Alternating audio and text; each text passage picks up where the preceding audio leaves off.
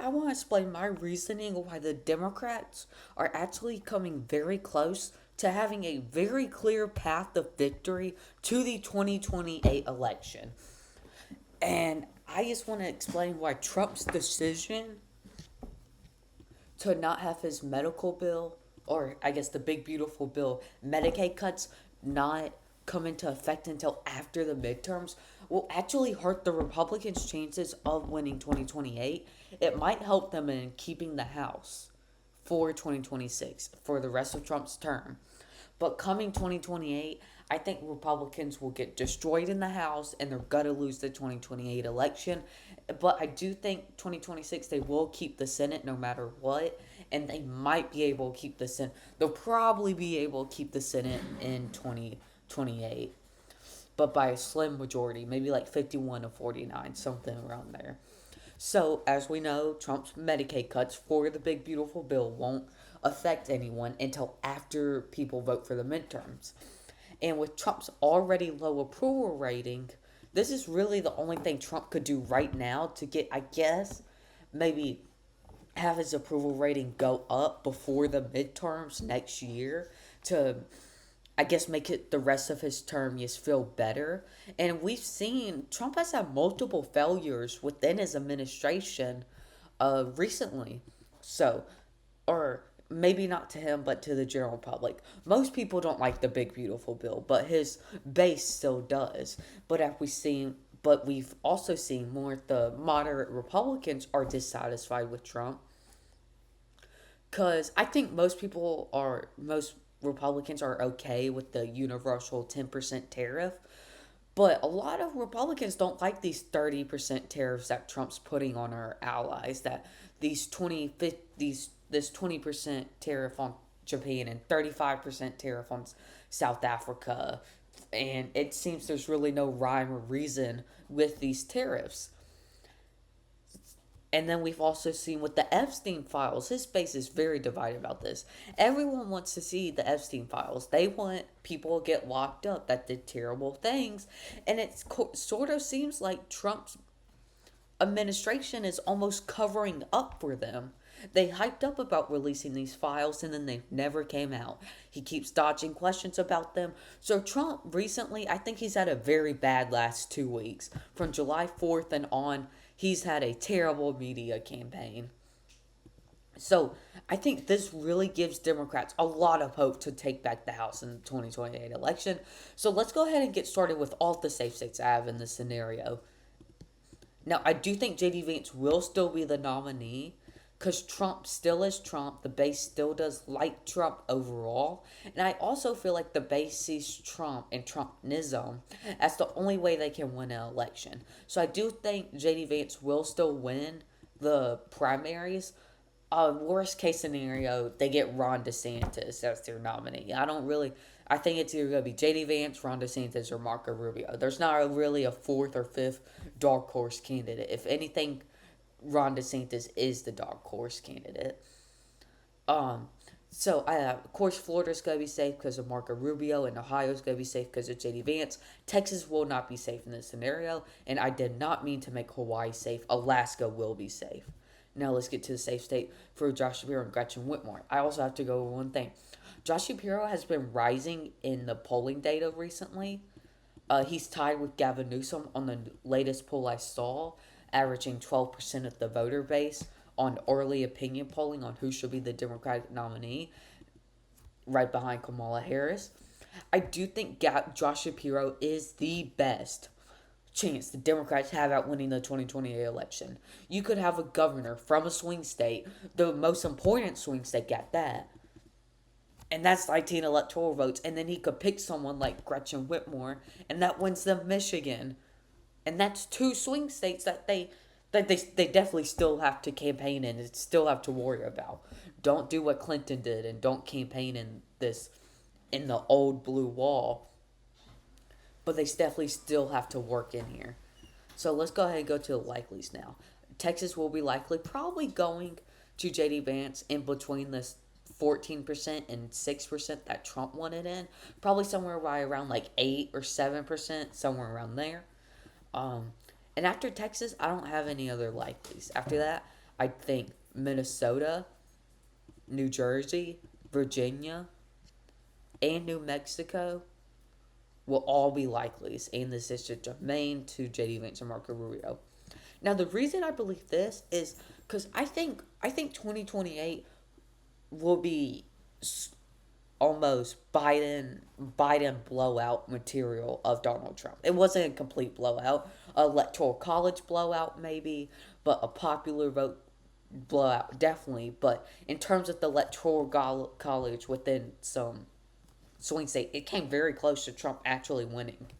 But I do think we will see sort of this Biden liberalism sort of return, but in someone much younger like Josh Shapiro.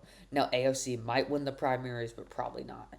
No, this district of Nebraska will go to Josh Shapiro and Gretchen Whitmer, as it did go to Biden by around 7%. I think Josh Shapiro, if anything, I think Josh Shapiro has way more appeal than Biden did. And if Biden was able to do this to Trump, I can't imagine what Josh Shapiro is going to be doing to someone, which even the MAGA base, even Republicans can agree that JD Vance is a weaker candidate compared to Donald Trump.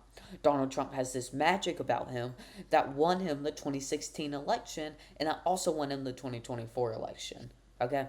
If Donald Trump didn't run in 2024 and if like it was Ron DeSantis or Nikki Haley as the Republican candidate, I could very easily see like Wisconsin flipping, Michigan flipping, and possibly even Georgia flipping. But I do think Trump definitely does help the Republicans, and we can all agree JD Vance is a weaker candidate than Donald Trump. So they're gonna lose a couple points on that. So if I do believe Josh Shapiro is a slightly stronger candidate than 2020 Joe Biden, and I do think that will definitely help Josh Shapiro against a weaker candidate that Joe Biden faced. So I'm going to go ahead and say New Hampshire could go back to a likely when we saw Joe Biden win it by 7%, I believe. Yes, but I'm not ready to say that. And I think Josh Shapiro and Gretchen will win it by around 5 to 4% because they probably won't campaign in there too much and probably won't really care about it, but we'll still shift to the left. Now I'm going to go ahead and get Pennsylvania out the way.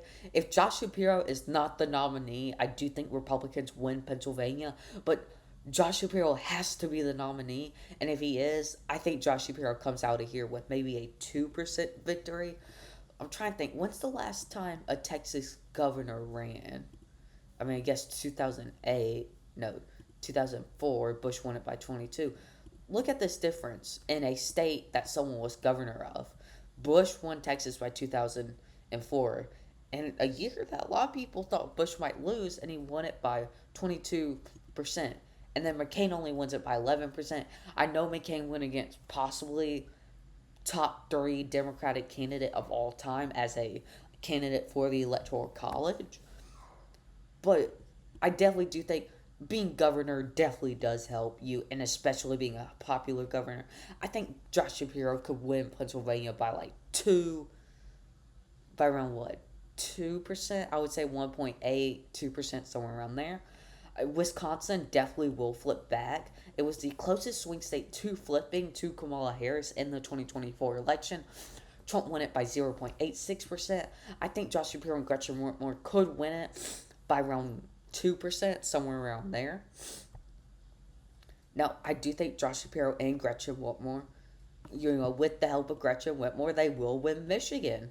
Now, I'm not too sure. Gretchen Whitmer will have been out of office for Michigan for 2 years by then.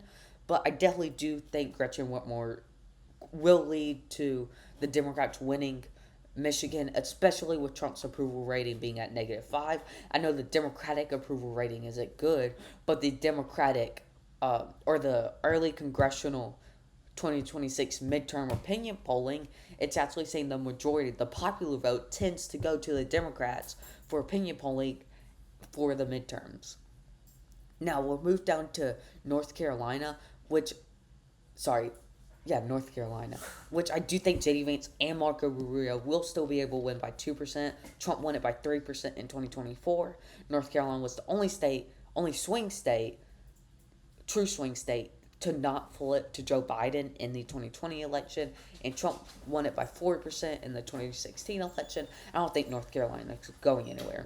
We moved down to Georgia, and I don't think Josh Shapiro and Gretchen Whitmer have the best appeal down south in Georgia or Arizona. Uh, I don't think JD Vance and Marco Rubio, or sorry, I don't think Josh Shapiro and Gretchen Whitmer will worry about Arizona too much. I do think it will be staying Republican for JD Vance and Marco Rubio. Trump won it by 5% in this past election, and he only lost it by, what was it, 40 or 20,000 votes. And then 2016, he won it by 3.5%. So I do think JD Vance and Marco Rubio will still be able to keep Arizona.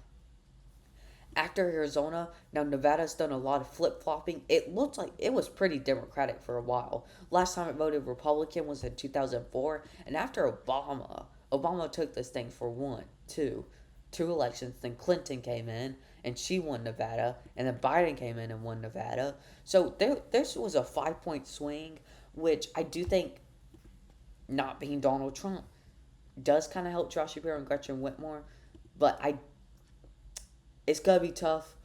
I do think Nevada may stay in the column, JD Vance or Marco Rubio, but I'm not ready to fully say that. In Georgia, Georgia is I think it's a county that Democrats can continue to shift to the right. They have two Democratic senators, and it looks like they're about to elect a Democratic governor. I do think it will continue to shift to the left, and that Josh Shapiro and Gretchen Whitmer are currently in the lead for Georgia as of right now for the 2028 election, but only winning it by Biden numbers by like 2.4%. Anyway, thank you all for watching, and tell me your thoughts down below. And if you made it this far, might as well subscribe, and peace out.